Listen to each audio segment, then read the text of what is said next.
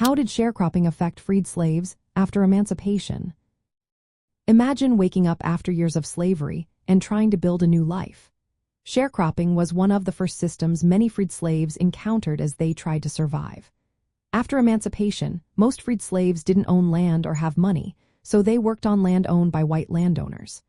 The landowners provided the land, tools, seeds, and sometimes food and shelter. In return, the freedmen worked the land and shared part of the crop at harvest time. Usually, they got about half of the proceeds after paying for supplies and living costs.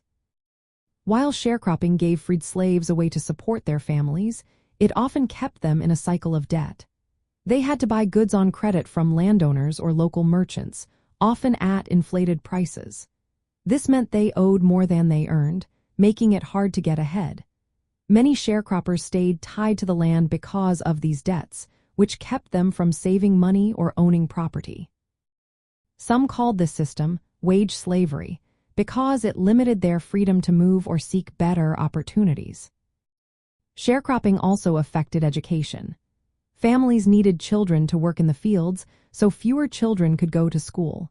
Instead, they focused on planting and harvesting cash crops like cotton. Despite these hardships, Black communities formed near sharecropping areas. They built schools and churches that became places for social gatherings and cultural growth.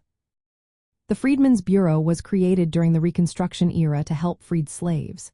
It provided food, legal help, and education, and tried to negotiate fair labor contracts.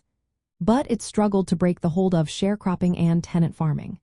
Black sharecroppers who tried to organize for better wages or conditions often faced violence.